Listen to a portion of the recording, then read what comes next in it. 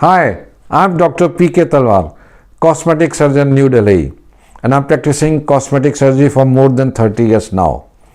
Previously, I was attached to Apollo and Max hospitals, and now I'm running my own cosmetic laser surgery center at Greater Kailash Part 1, New Delhi. आज जो मैं एक topic बता रहा हूँ जो बड़ा कॉमन है और पेशेंट्स आते रहते हैं, वो है सेबेशियस सिस्ट। तो ये सेबेशियस सिस्ट क्या होती है? बेसिकली जो हमारा पसीना निकलता है, वो सीबम जो निकलता है, उसकी ग्लैंड्स होती हैं। ये तो सेबेशियस ग्लैंड्स होती हैं, वो जो पसीने को बाहर निकालती रहती हैं। उनका एक छिद्र होता है, मुंह होता है, जहाँ से वो पसीना बाहर निकलता रहता है। ये तो एक नॉर्मल एक्टिविटी होती है पसीना आने की। कभी कभी किसी कारण से अगर उसकी ओपनिंग बंद हो जाए तो क्या होता है, तो जो सीबम का जो कलेक्शन होता है वो अंदर ही रह जाता है। जैसे आपने घड़े का मुंह अगर बंद कर दिया तो पानी उसका अंदर ही रह जाएगा, और अगर वो फैलने वाली कोई चीज़ है, पन्नी है जैसे फैलने वाली, तो वो अंदर अंदर फैलेगी। तो वैसे ही सेबेशियस की जो ग्लैंड होती है, अगर उसकी ओपनिंग जो उसका मुंह है अगर बंद हो गया किसी कारण से, तो वो अंदर बढ़ता जाएगा, सीबम कलेक्शन आता जाएगा, वो और बढ़ता जाएगा। तो ये आपको प्रॉब्लम करेगा। और कई बार ऐसा होता है कि उसमें इन्फेक्शन हो जाता है। इन्फेक्शन होगा तो फिर पस पड़ जाएगी, तो फिर आपको जो कॉस्मेटिक रिजल्ट है वो भी इतना अच्छा नहीं आता है। कई बार वो पस के कारण बस्ट भी कर जाती है, और अगर वो बाहर बस्ट कर जाती है तो फिर दिक्कत होती है, क्योंकि एक तो वहाँ पस निकलती है, वहाँ एब्सेस बन जाती है, उसको एब्सेस की तरह ट्रीट करना पड़ता है। दूसरा ये होता है कि जो भी ट्रीटमेंट होगा उसमें थोड़ी स्कारिंग ज़्यादा आएगी, कॉस्मेटिक रिजल्ट इतना अच्छा नहीं आएगा।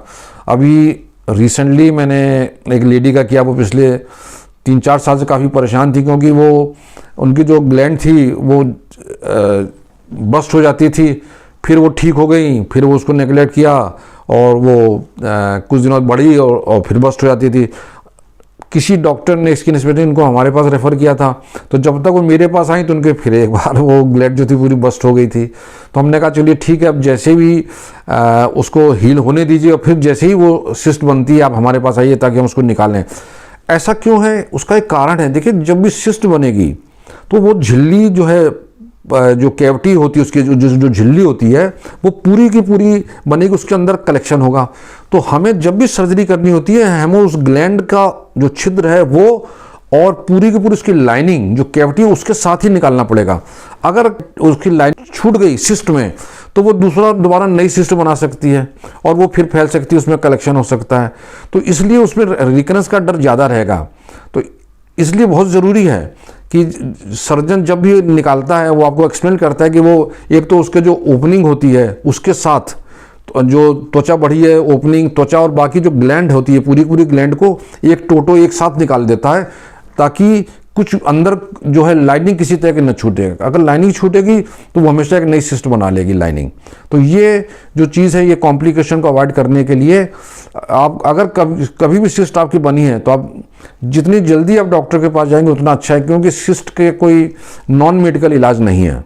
इसको सर्जिकल ही आपको निकलवाना पड़ेगा, और किसी अच्छे डॉक्टर से निकलवाएं ताकि स्कारिंग जो है कम से कम आए आपको। और अगर आप नहीं निकलवाएंगे तो इसमें पक्का इन्फेक्शन होगा, आज नहीं तो कल। और इन्फेक्शन होगा, एब्सेस बनेगी, तो उससे आपका जो रिजल्ट है अगर चेहरे पे, तो और भी ख़राब आएगा उसका कॉस्मेटिक रिजल्ट। तो ये एक चीज़ का बड़ा ध्यान रखेंगे। तो इसलिए, क्योंकि अब काफ़ी केसेस ऐसे आते हैं सेबेशियस सिस्ट वगैरह के, तो मैं उन सबको ये बोलता हूँ कि इससे पहले कि वहाँ एब्सेस बने आप इसको निकलवा लीजिए। और यही एक तरीका आई थिंक कि जो आपके लिए काफ़ी सेफ रहता है, क्योंकि अगर आप नहीं निकलवाएंगे तो नेचुरली एब्सेस बनेगी, पुअर स्कार आएगा आपका। तो मुझे उम्मीद है कि सेबेशियस सिस्ट के बारे में जो मैं थोड़ा इंट्रोडक्शन आपको देना चाहता था वो मैं दे सका हूँ। और अगर इसके अलावा भी आपको कुछ जानकारी चाहिए तो आप हमारी टीम से संपर्क करें, आपका स्वागत है। और हमेशा की तरह हमें बड़ी खुशी होगी आपके किसी भी प्रश्न का उत्तर देने में।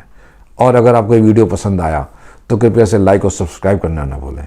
Thank you very much.